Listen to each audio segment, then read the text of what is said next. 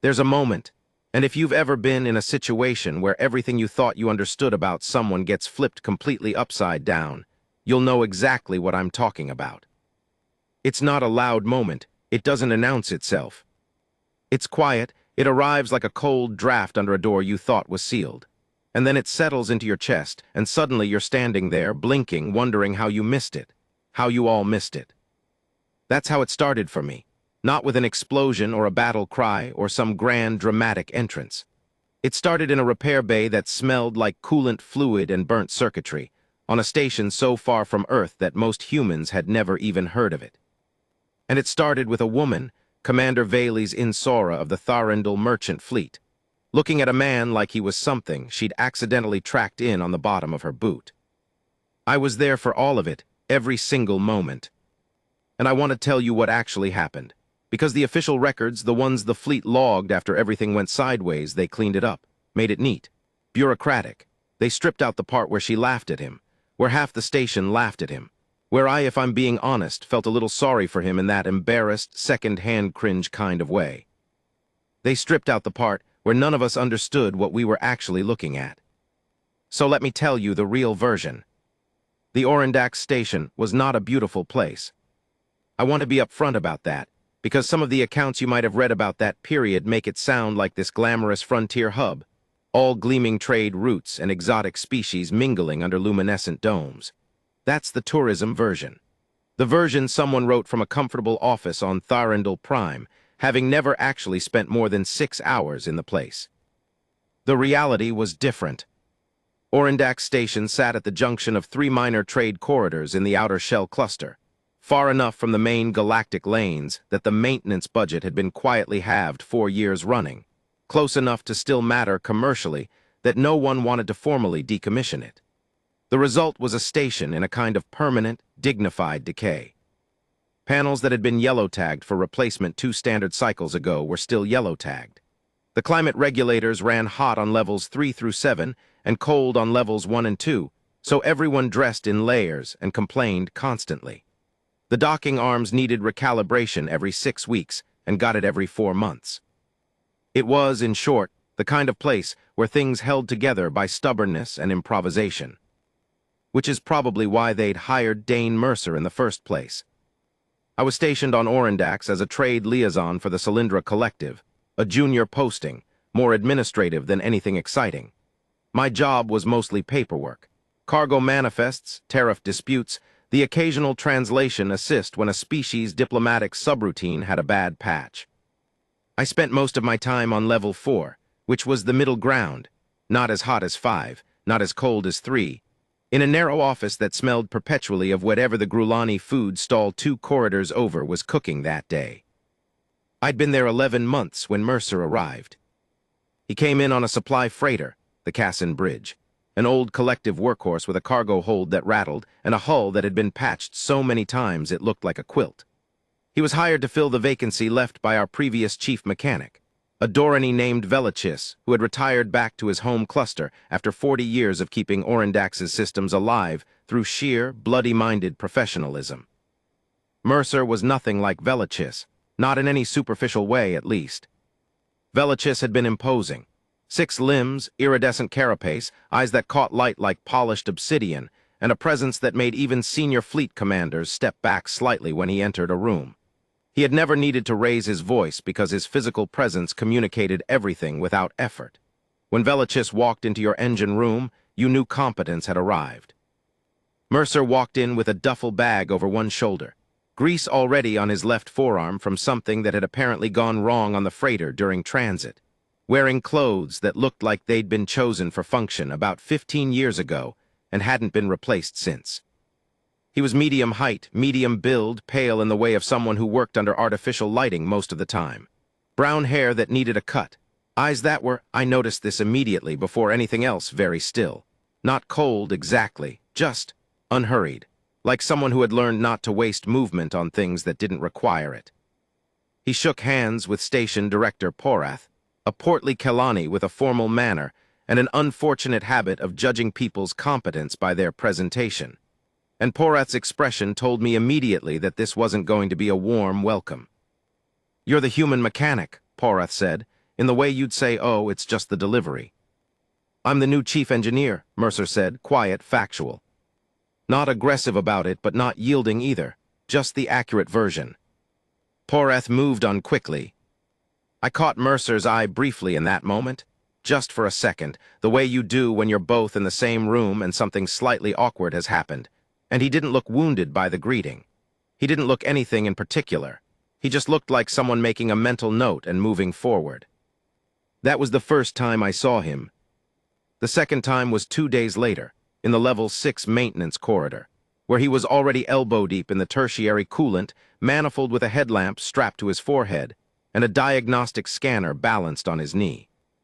I'd been sent down by Director Porath, who despite his manner was at least diligent about operational details, to check on the status of the manifold repair, which was supposed to have started the following week, but which Mercer had apparently begun without waiting for the formal schedule. He heard me coming, which was impressive because the corridor was noisy, cooling fans, distant machinery, the constant low vibration that Orendax generated from its aging power core. But he looked up from the manifold before I'd reached the visual angle where he should have been able to see me.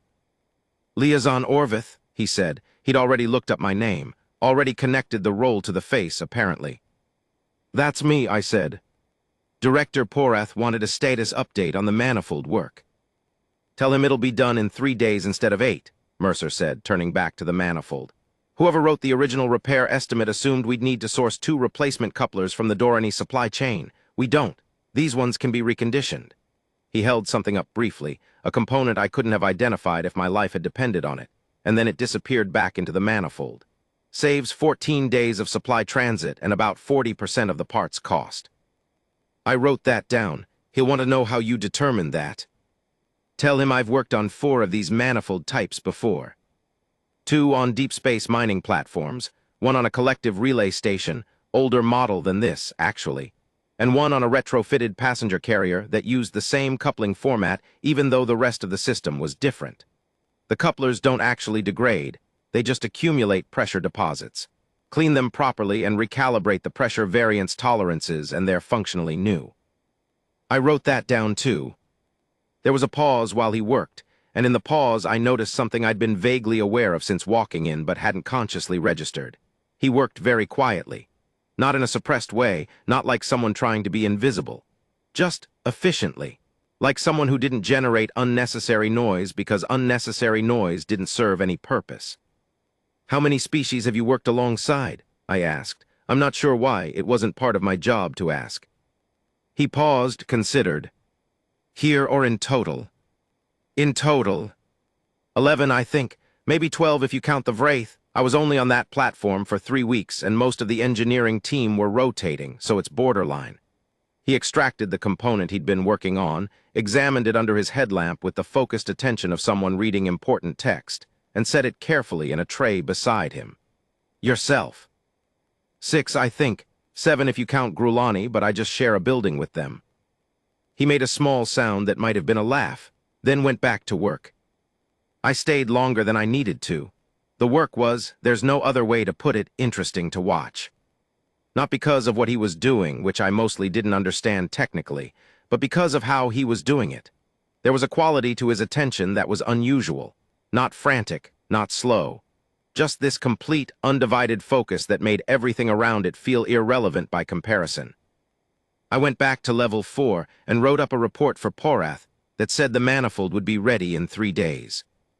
Porath's response was, is he sure? The Dorani estimate was quite detailed. I wrote back he seems sure. The manifold was done in 2 days and 16 hours. But here's the thing about competence, and I want to make sure I'm being honest about this. Competence that doesn't announce itself doesn't always register. Orendax Station was not a place that rewarded quiet efficiency. It rewarded visibility.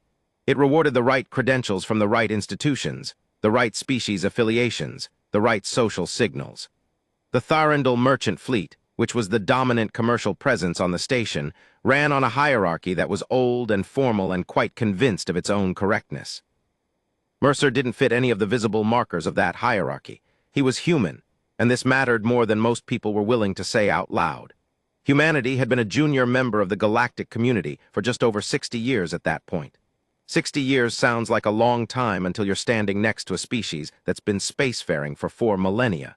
Humans were still classified as a developing civilization in most formal diplomatic frameworks. They had access, they had standing, but there was a very deeply held assumption in most of the galactic community, even among species that would never express it crudely, that humans were learners, that they were capable but not yet proven, that they needed to be handled with a certain careful allowance for their relative inexperience. Mercer came from Earth. He hadn't attended the Galactic Engineering Institute on Tharendal. He hadn't completed the formal apprenticeship programs that the Dorani engineering tradition required. He'd learned his trade on mining platforms and relay stations and retrofitted freighters, under conditions that most credentialed engineers would have found uncomfortable. And he had absolutely none of the professional framing that turned technical competence into institutional respect. What he had was the ability to fix things, fast, correctly, with whatever materials were available. That on Orindak's station was simultaneously exactly what they needed and exactly what they didn't know how to value. Commander Insor arrived 3 weeks after Mercer. I want to describe her accurately because it matters. Vales was Tharendal, tall, elegant in the way of her species, with that particular quality of composed authority that senior Tharendal officers projected as naturally as breathing. She was the commander of the Kelthara, a mid-sized merchant cruiser with a crew of 48, and she was stopping at Orindak's for what was supposed to be a routine maintenance layover before continuing on a trade run to the outer shell systems. She was competent. I want to be clear about that too, because this isn't a story about someone who was simply arrogant without basis. Vales Insor was an experienced commander with 17 years in the merchant fleet. She knew her ship. She knew her trade routes. She knew the political landscape of the shell cluster better than most diplomats I'd met. She had earned her rank through work and intelligence and a series of difficult decisions made correctly under pressure. She was also, and I say this as someone who spent a fair amount of time in her company during the layover, profoundly convinced of the accuracy of her own assessments. Not in a way she would have recognized as arrogance. In a way she would have described as discernment. There's a difference between those two things, but from the outside, under the right circumstances, they can look identical. The first interaction between Vales and Mercer happened on her second day at the station. She'd brought a list of maintenance items for the Kelthara, routine stuff mostly, but one item wasn't routine. The ship's primary drive motivator was showing instability in the third harmonic band, which could mean anything from a slightly worn calibration coupling to the early signs of a catastrophic resonance cascade. The difference between those two things was significant. The diagnostic equipment on a ship like the Kelthara could identify the symptom, but not the source. You needed station-grade analysis equipment, and someone who knew how to interpret it. Mercer showed up to conduct the diagnostic. I happened to be in the docking bay at the time. I was there on a completely unrelated errand, a cargo manifest dispute that required physical inspection, and I watched the whole thing. Vales was standing at the base of her ship's boarding ramp with her first officer, Lieutenant Denvar Kest, a younger Tharendal male who mirrored his commander's bearing with the precise calibration of someone who had spent considerable time studying how she carried herself. They were reviewing something on a data slate when Mercer crossed the bay toward them with his diagnostic kit. A battered case that looked like it had been dropped from orbit at least once and been duct-taped back together with something that wasn't exactly duct tape, but served the same basic purpose. Vales looked at him. Then she looked at the case. Then she looked back at him. "This is the station's chief engineer," she said to Kest, not to Mercer, to Kest. "Apparently," Kest said. He also didn't look at Mercer. They were discussing him in the way you discuss a piece of equipment that has been sent to service your more expensive piece of equipment. Mercer stopped in front of them. "Commander Insor, I've read the diagnostic report on the drive motivator. I'd like to run my own scan before I give you an assessment. The automated report from your ship system identified the symptom, but I want to rule out a few possible causes before I commit to a repair recommendation." Vales looked at him directly for the first time. This was a considered look, assessing, the kind that categorizes quickly. "You're human," she said. "I am," Mercer agreed. How long have you been certified in drive motivator diagnostics? I'm not formally certified by the Tharindel Institute, he said. My training is field-based. I've worked on Kelthara-class drive systems twice before, once on the Anavar's Promise in the Dorani lanes, and once on a retrofitted version on a Grulani bulk freighter. Something shifted in Valis's expression. Not dramatically, just slightly. The specific shift of someone whose initial assessment has been confirmed rather than revised. Field-based, she repeated. Yes. I see, she glanced at Kest. Something passed between them, one of those looks that carries an entire silent conversation. Then she turned back to Mercer. You may proceed with the scan. I'll want my own engineer present. Of course, Mercer said. He went aboard. I stood there with my cargo manifest, watching Vali's Insora and her first officer exchange another look after Mercer disappeared up the ramp. Kest almost said something. Decided not to. Vali straightened her jacket, a very small gesture, the kind you make when you're re-establishing internal equilibrium after something mildly irritating, and went back to her data slate. I went back to my cargo manifest dispute. But I remember thinking, that's going to be a long layover. It got longer. The drive motivator diagnostic took Mercer 6 hours, 4 more than the standard automated scan, 2 more than a typical station engineer would have spent. At the end of it, he came back to Valis's temporary office on level 3 and laid out an assessment that was, by any reasonable standard, thorough. The third harmonic instability wasn't a worn coupling, he said. It was a microfracture pattern in the motivator housing itself, invisible to the automated diagnostic, because it was distributed across the housing material rather than localized at any single point. The pattern suggested the housing had been subjected to repeated thermal stress at a specific operating temperature. He had a hypothesis about when and where this had started, which he walked through in careful detail. And the cumulative effect was that the housing was now resonating at a frequency that, under high-output conditions, could amplify rather than dampen the harmonic band fluctuation. Left unaddressed, he said, the housing would degrade. Not immediately. Probably not for another 4,000 to 6,000 flight hours under normal operating conditions. But eventually, under the right conditions, high-output run, temperature spike, proximity resonance from another drive system, you'd get the cascade. The housing needed to be replaced, not the coupling, the housing. Vali's listened to all of this with her hands folded on her desk, and an expression that was professionally attentive in the way that implies the professional attention is happening on a surface above a deeper skepticism. When he finished, she said, the automated diagnostic from the Tharindel Engineering Consortium analysis tool indicated a likely coupling issue. I know, Mercer said. The automated diagnostic is designed to catch localized defects. This one isn't localized. The consortium tool has a 94.7% accuracy rate on drive motivator diagnostics across 11,000 analyzed cases. That's accurate, Mercer said. The 5.3% are typically distributed failure patterns, which is what this is. The tool does identify them, but it usually flags them in the secondary report, the part that reads, additional manual verification recommended. I noticed that flag in your automated results before I came aboard. Vali's glanced at something on her desk screen, just briefly, then back at him. A housing replacement would require a 16-day layover minimum, she said. 14 if the replacement component can be sourced through the Dorani supply track instead of the consortium. They carry compatible housing units for Kelthara-class drives at the Naren distribution hub, which is closer than the consortium depot. I can flag the order today. Another pause. This one felt different, like something was being weighed. What is your professional background exactly? Vali's asked. And the question wasn't unfriendly. It was genuinely curious in the way of someone trying to reconcile what they're hearing with what they're looking at. 22 years in mechanical and drive systems, Mercer said. Started on terrestrial industrial equipment on Earth. Transitioned to off-world platforms when human commercial access opened up. Mining stations, relay outposts, freighter work, one stint on a deep-range exploration vessel. Academic credentials. Earth technical certification. Some off-world supplementary training, Dorani maintenance protocols, collective systems architecture. No Thyrindal Institute credentials. Valey's absorbed this, and you're confident in this assessment.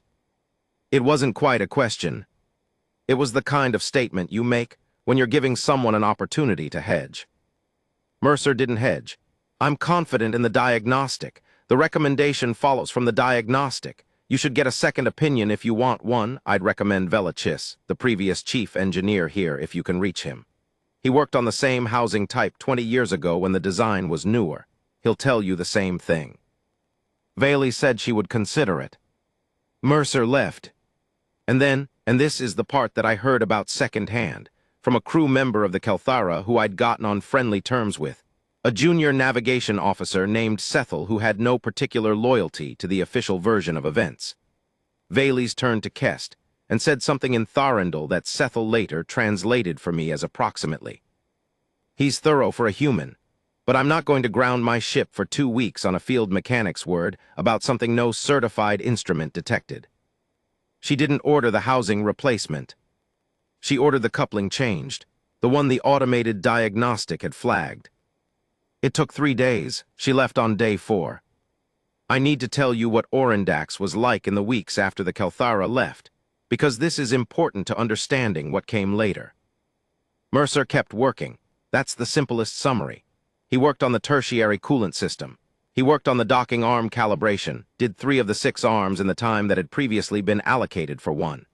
He renegotiated the supply chain for 3 recurring maintenance materials and reduced the cost by enough that Director Porath was briefly, visibly impressed before his instinct to dismiss anything he hadn't anticipated reasserted itself.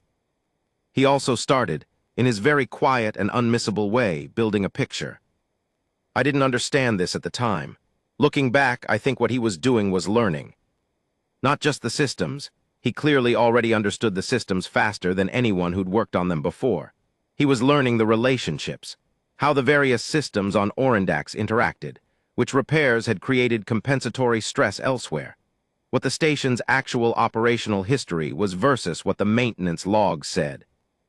He kept notes, physical ones, a battered notebook that I saw him writing in several times, always by hand, always in English which almost nobody on the station could read. Later I understood this was partly habit and partly something else, a way of keeping a record that wasn't tied to the station's digital infrastructure, which he had, I think, already identified as less reliable than it appeared. I ended up talking to him more than I expected. Not frequently, we both had work that kept us occupied.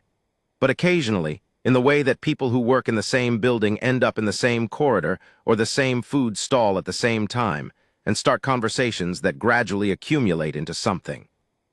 He didn't talk much about himself. Not evasively, he answered questions when asked. But he was much more interested, in general, in understanding how things worked than in presenting how he had worked. There's a type of person who leads every conversation toward their own experience. Mercer was the opposite. Once in the Level 2 canteen, the cold one, because neither of us particularly minded the cold, he asked me about Earth. Not in the nostalgic, prodding way that humans sometimes asked each other about home when far from it. He asked about how Earth's geopolitical infrastructure had changed since commercial space access had opened up, what the economic shifts had looked like from the ground. You're not nostalgic, I said, not as an observation, just it came out. He thought about it. I don't think I experience places as things I miss, he said. I experience them as things that shaped how I work. Earth taught me how to improvise with what's available. Mining platforms taught me how systems fail under sustained pressure. The exploration vessel, that was the one that taught me about redundancy.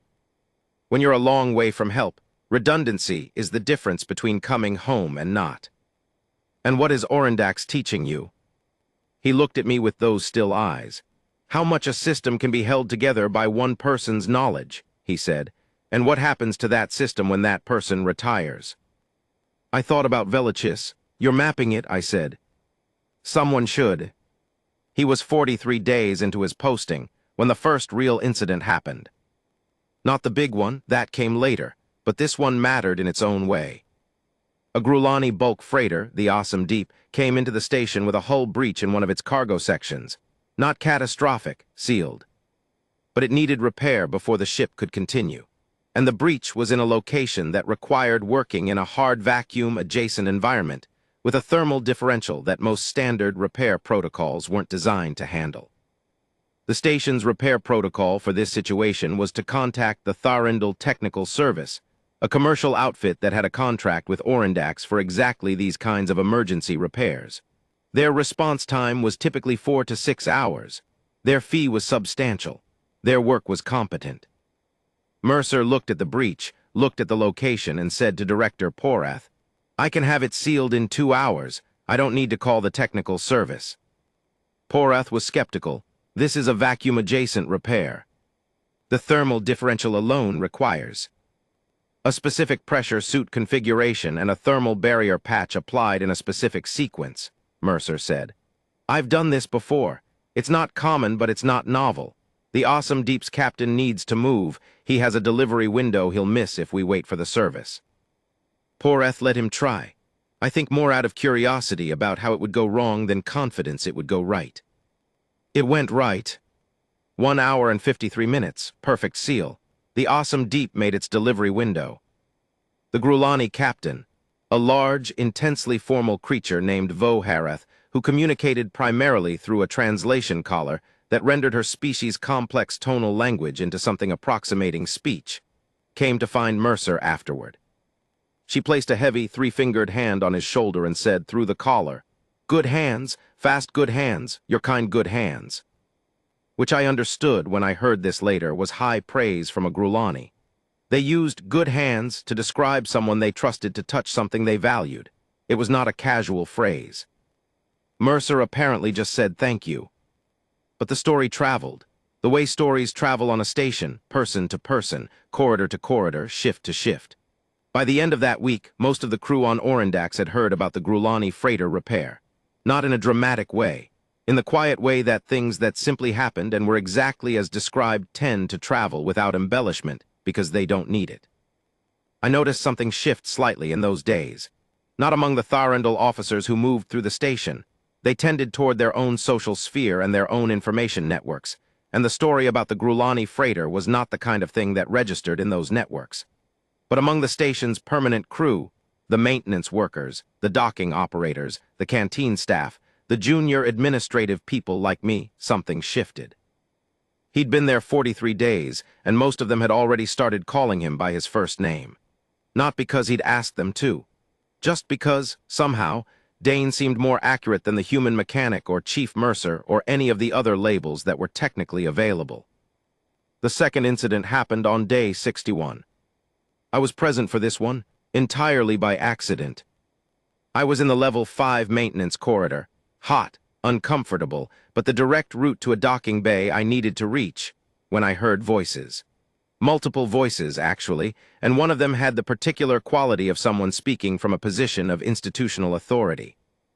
I turned the corner and found 3 people. One was Mercer, who was crouched down next to an open access panel, tools on the floor beside him, in the middle of what was clearly a planned maintenance task. One was a young Tharindal officer I didn't recognize, new arrival, given his uniform configuration, possibly just through on a brief port call. The third was Lieutenant Kest, Valey's first officer. He was back on Orendax, apparently traveling independently this time, and he looked like someone who had been walking with something that needed saying and had just found a convenient place to say it. "Don't understand why the station director allows it," Kest was saying to the younger officer, in the way of someone finishing a sentence they'd started 3 sentences ago. "A field mechanic with no proper credentials, given authority over systems that other ships depend on." The younger officer made an affirmative sound. Mercer was still working. He had not looked up. "I reviewed the Kelthara's maintenance report," Kest continued. "The coupling replacement resolved the harmonic issue. The housing replacement this one recommended wasn't necessary." "Just as I thought." There was a pause. I stood at the corner, not quite decided about whether to continue through or retreat. "Did the harmonic issue resolve fully?" Mercer said. He still hadn't looked up. Kest seemed slightly surprised to be addressed. He'd been talking around Mercer as much as to him. "Excuse me." "The third harmonic instability on the Kelthara's drive motivator," Mercer said. "Did it resolve fully after the coupling replacement, or did it diminish?" A beat, the readings are within acceptable parameters. That's diminished, Mercer said. He reached into the access panel and made a small adjustment to something I couldn't see. The coupling change reduced the symptom. It didn't fix the cause. The housing microfracture pattern is still there. The harmonic will return, probably in the next 800 to 1200 flight hours. Kest's expression shifted. I wasn't asking for your assessment. No, Mercer agreed. You were making a statement about whether my recommendation was necessary. I'm pointing out that the question of whether it was necessary is going to answer itself. The silence after that had a specific texture. Kest said very precisely, "You should be careful about overstating your expertise to officers of the merchant fleet. There are formal processes for misconduct in that regard." Mercer finally looked up, not fast, not dramatically, just looked up, those still eyes. "Lieutenant, I'm not overstating anything. I made a specific diagnostic finding. I gave a specific recommendation based on that finding. The recommendation wasn't followed. The drive will exhibit the same symptom within the hour range I described. That's not an opinion, it's physics." He looked back down at the access panel. Kest stood there for a moment, then he and the younger officer left. I waited a beat, then continued through the corridor. As I passed Mercer, I said quietly, "Was that a bad idea?" He considered. "Probably," he said. "But the Kelthara is going to come back through with the same issue, and someone should have the conversation on record for when it does." I kept walking, but I thought about what he'd said for a long time afterward, not the strategic calculation of it, the other part. Someone should have the conversation on record. Not for himself, for the ship. For the people on the ship who hadn't been part of the decision and who didn't know that their drive housing was failing slowly, under their feet, in the dark spaces of the motivator assembly, in a pattern too distributed for automated systems to name correctly. Someone should have the conversation on record. That was day 61. On day 78, the message came through. I was in my office when the station-wide alert system did something I had never heard it do in 11 months on Orindax. It made the sound. Not a routine alert, not a maintenance notification or a docking sequence advisory. The emergency tone, the one that the system's documentation said was reserved for hull breach, fire, catastrophic power failure, or external threat. The one that, until that moment, I had sort of hoped I would go my entire posting without hearing in person. It was the last category. I won't go through the political backstory in detail, because this account is already long, and because the political backstory was, as these things often are, a mess of competing grievances and historical grievances and economic grievances layered over each other until they were impossible to untangle into a simple narrative. The short version is this. A faction of the Shell Cluster's outer systems had been in an escalating dispute with the Tharindal merchant fleet for approximately 18 months. The dispute involved trade tariffs and route exclusivity and access to certain mineral resources in the outer belt. There had been diplomatic negotiations. They had not gone well. 3 weeks before day 78, a fleet courier ship had been seized in what the faction called a customs inspection and what the fleet called piracy. The situation had been deteriorating quietly ever since. Orindax Station sat at the junction point of the disputed trade corridors.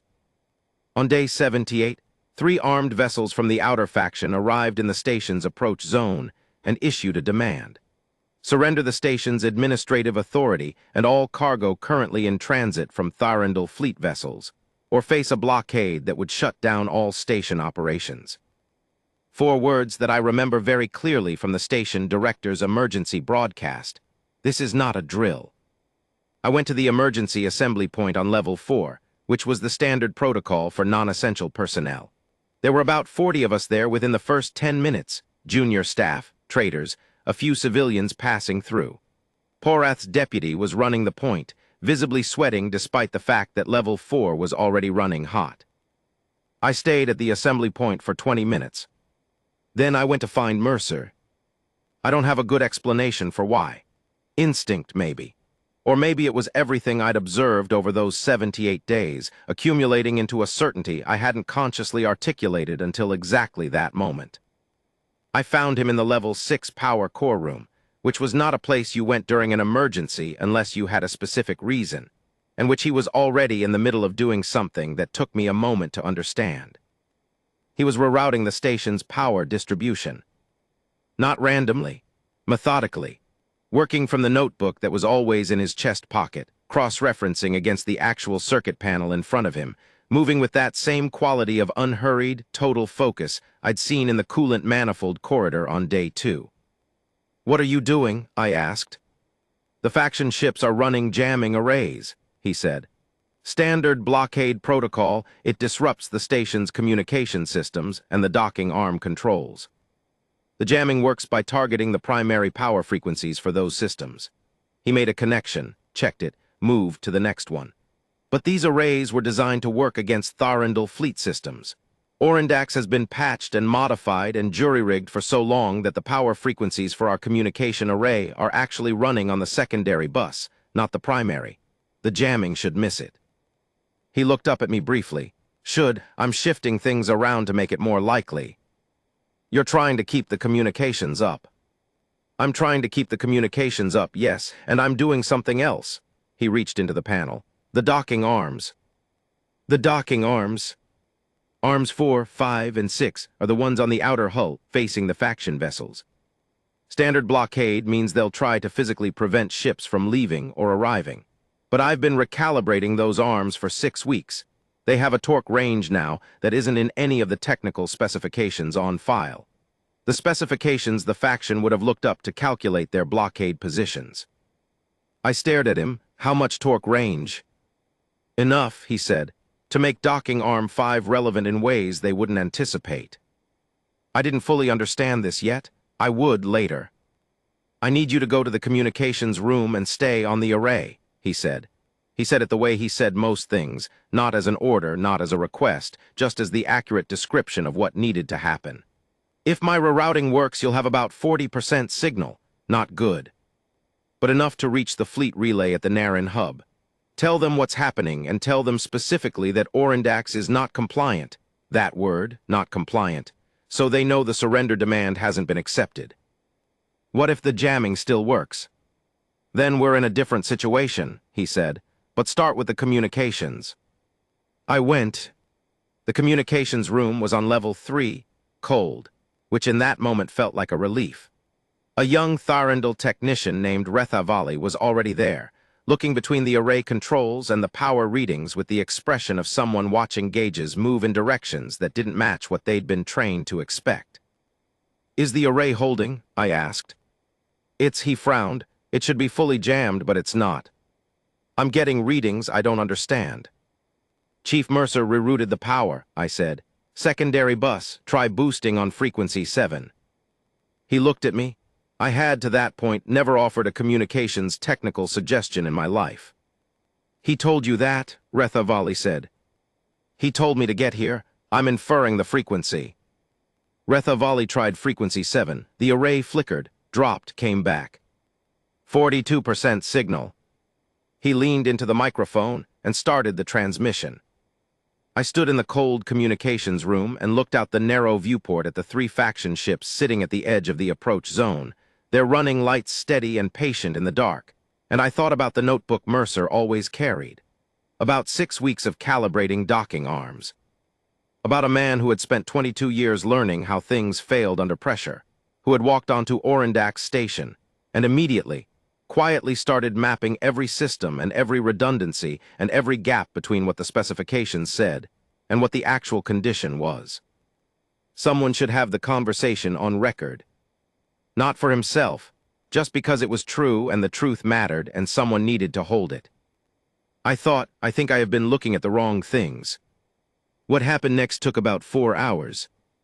The signal got through to the Naren hub. The fleet relay there forwarded it to the nearest merchant fleet patrol vessel, the Thurin's Arm, a light cruiser that had been running a circuit of the outer shell systems, and was therefore much closer than the faction ships had probably calculated when they chose their timing. But the Thurin's Arm was still 4 hours away. In those 4 hours, Mercer did something that I can describe factually, but that I don't think I can fully explain even now, looking back on it. He negotiated. Not through any formal diplomatic channel. He didn't have one. He got onto the station's direct communication array, still running on 42% signal, patchy and unstable, and he reached the lead faction vessel and he started talking. Not as a station director, not as a fleet officer. As the chief engineer. He talked about the station's systems. Specifically, he talked about what would happen to those systems if a blockade was maintained. Not as a threat, as a technical briefing. He laid out in that clear, precise, unhurried way of his what Orendax's power core would do under sustained, reduced maintenance conditions, what the coolant systems would do, what the docking arms, and here is where it mattered, would do. Docking Arm 5, he said at one point, in a conversation that Rethavali was recording and that I was present for, standing in the cold communications room listening to this man calmly describe engineering realities to an armed faction commander, is currently calibrated at a torque range that isn't documented in any of your reference files for this station. It was recalibrated 6 weeks ago as part of routine maintenance. If your vessel is currently at the position your approach vector suggests, and I believe it is, based on the docking approach data our systems collected before the jamming, Docking Arm 5 can reach your aft stabilizer array. There was a silence on the faction channel. I am not threatening your ship, Mercer continued. I want to be very clear about that. I'm telling you that your blockade positioning contains an error because the specifications you worked from are outdated. I would recommend you adjust your position 40 degrees port relative. It would make the situation safer for everyone, including your crew. Another silence, longer. Then in very careful standard, we are adjusting position. They moved, not because they were afraid exactly, because a man who knew every system on this station had just calmly and without any apparent stake in the matter told them exactly where an error was. And the specificity of the information, the casualness of the delivery, the complete absence of any emotional performance in the voice on the other end of that channel. It communicated something that diplomats spend years trying to project artificially. I know things you don't know. I have no reason to lie to you about this. You should probably listen. The Thurin's arm arrived 3 hours and 49 minutes later.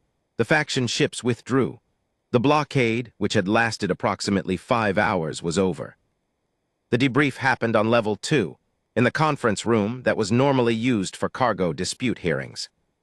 Everyone present at the station who had any kind of authority was there. Director Porath, his deputy, the senior docking officers, the communications staff, me representing the collective, and 2 officers from the Thurin's arm who were there to compile the official record. Mercer sat at the end of the table. He'd been in the power core and then the communications room and then, apparently, 2 other locations on the station during the 5-hour incident, and he looked like someone who had been working for a long time without stopping, which he had. His jacket was off. He had a cup of something hot in front of him that he'd barely touched. One of the Thurin's arm officers, a senior commander named Velorath, a Tharandal woman about 15 years older than Vales, with the kind of weathered authority that comes from actual crises rather than anticipated ones, was leading the debrief. She asked him to walk through what he'd done. He did, step by step. The power rerouting, the communication signal, the docking arm calibration, the direct negotiation. He didn't editorialize. He didn't frame it as impressive or extraordinary. He just described the sequence of decisions, each one following from the previous one. When he finished, Velorath looked at him for a moment.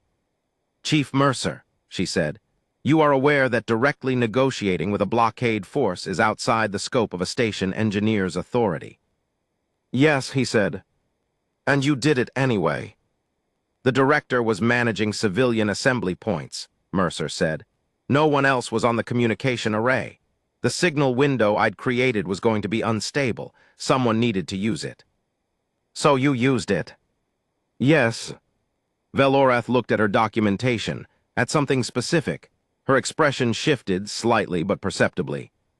The communication record from the blockade vessel shows them adjusting position 40 degrees, port relative approximately 11 minutes before we entered the approach zone. Yes. You told them to move.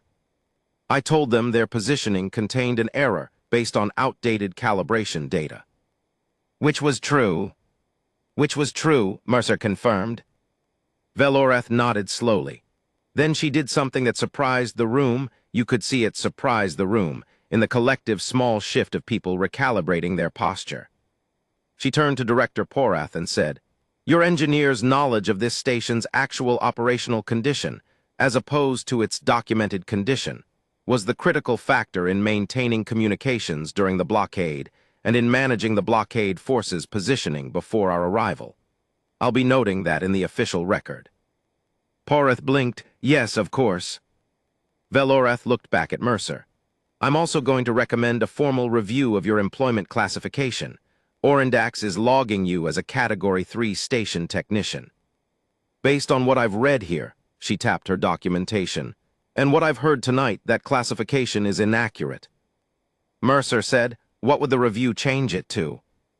Velorath said, "You were born on Earth." "I was. Earth has recently been reclassified." She said this carefully, like someone delivering news that has weight. 62 days ago, the Galactic Survey Commission updated Earth's planetary classification based on the last 25 years of human population data, historical incident analysis, and the revised Deathworld criteria. She paused. Earth is now classified as a Deathworld Class 7. The room was very quiet. "For context," Velorath continued, "the shell cluster's most hazardous inhabited system is Class 4. Class 7 is..." "I know what Class 7 means," Porath said faintly. "It means," Velorath said for the record, "that the native environment of Earth, its atmospheric conditions, gravitational profile, temperature variance ranges, biological threat density, and geological activity, meets or exceeds the threshold criteria at which most galactic species cannot survive without significant technological mediation. It means that humans who were born on and grew to adulthood on Earth have been shaped by conditions that are, by measurable physiological and cognitive standards, extraordinarily demanding." She looked at Mercer. "It means that what you have been categorizing as a field-trained mechanic with informal credentials is, by the updated classification framework, a Deathworld-adapted specialist, with 22 years of applied engineering experience in high-stress environments." Another pause. "The employment file needs to be corrected," she said. I watched Porath's face through that entire exchange. It was educational. There was the initial polite attention, then the slowly deepening realization, then the specific expression of someone rereading a document they thought they understood and finding that they had misread a critical word at the beginning that changed the meaning of everything that followed. I thought about Valey's Insora's face when she'd looked at the grease-stained duffel bag and the battered diagnostic case, and arrived at her assessment in those first quiet seconds on the boarding ramp. I thought about Kest's precise, measured statement about proper credentials and formal processes. I thought about the moment in the corridor when Mercer had said, without drama, "The Kelthera is going to come back through with the same issue, and someone should have the conversation on record for when it does." The Kelthera did come back through, as it happens, 31 days after the blockade, with third harmonic instability in the drive motivator. 806 flight hours after the coupling replacement, within the range Mercer had described. Valey's Insara walked into the repair bay and looked at Dane Mercer, and the two of them stood there for a moment in that particular silence of two people who are both aware that something has been established, and neither of whom is quite sure what comes next. She said, "You were right about the housing." He said, "The Dorani supply track has the replacement unit. It arrived last week. I'll need 14 days. She said, 14 days. He said, "Yes." She said, "I will need to understand your methodology, in detail." He said, "I'll walk you through it." And she nodded, and he turned toward the ship, and she walked beside him, and something in the way she moved was different from the way she'd walked beside him the first time. Not deferential, she was not a person who moved deferentiously, but something that was the opposite of dismissal. Something that looked, if I'm being honest about what I observed, like a person recalibrating a very important instrument. I stayed on Orendax Station for another 7 months after the blockade. In that time, I watched Dane Mercer become, not famous, that's not the right word, but known. Specifically known. The kind of known where people who needed their ship fixed in the shell cluster started making the calculation about whether it was worth rerouting through Orendax rather than going to the larger, more reputable service stations in the inner lanes. Several did. The Grulani merchant fleet sent 3 ships through in 4 months. 2 Dorani haulers came specifically on Vo Harath's recommendation. The Thurin's arm itself came back for a scheduled maintenance run that was technically the fleet's responsibility, but that the commander had apparently decided to assign to Mercer anyway. Porath took full administrative credit for the decision to hire him. This is also educational in its way. Mercer kept working. He filled the notebook, started a second one, fixed things, built a knowledge base of Orendax that no one had ever bothered to compile because no one had ever stayed long enough and cared enough and paid the kind of attention that doesn't announce itself. There's a version of this story that has a clean ending, where the dismissal becomes recognition and the recognition becomes some kind of formal triumph, where Commander Insor makes a speech, where the Deathworld classification arrives like a revelation, and everyone who ever looked at Dane Mercer and seen the grease-stained human is suddenly confronted with the magnitude of what they missed.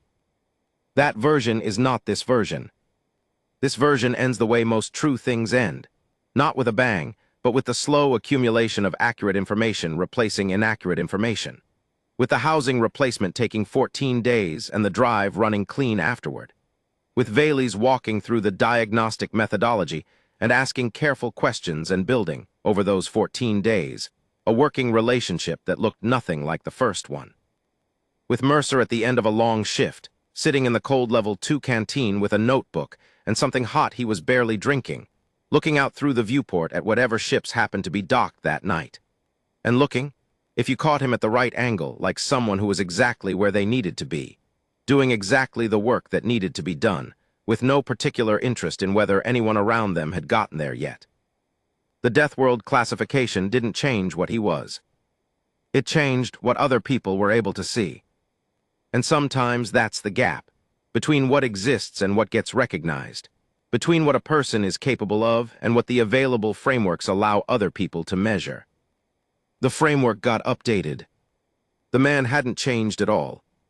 I left Orendax Station on a collective transport 7 months later, transferred to a posting in the inner lanes that was more senior and considerably less interesting. On my last day, I went down to the level 6 maintenance corridor, not the cold one this time, a different one, warmer, where Mercer was in the middle of something that involved 3 open panels and a set of tools arranged in a particular order on the floor. He heard me coming, as always. "You're leaving today," he said without looking up. "This afternoon," I said. A pause he worked. "The Kelani diplomatic envoy will be through next week," I said. "Director Porath is going to want the ceremonial docking arm operational, the one that's been on the yellow tag list for 2 cycles. He'll probably wait until the last minute to tell you." "I know," Mercer said. "I already started the calibration." Of course he did. I stood there for a moment, in the warm corridor, with the sound of the station around us, fans and machinery and the distant hum of the power core and all those complicated, jury-rigged, imperfect systems holding together because someone was paying attention to them. "Can I ask you something?" I said.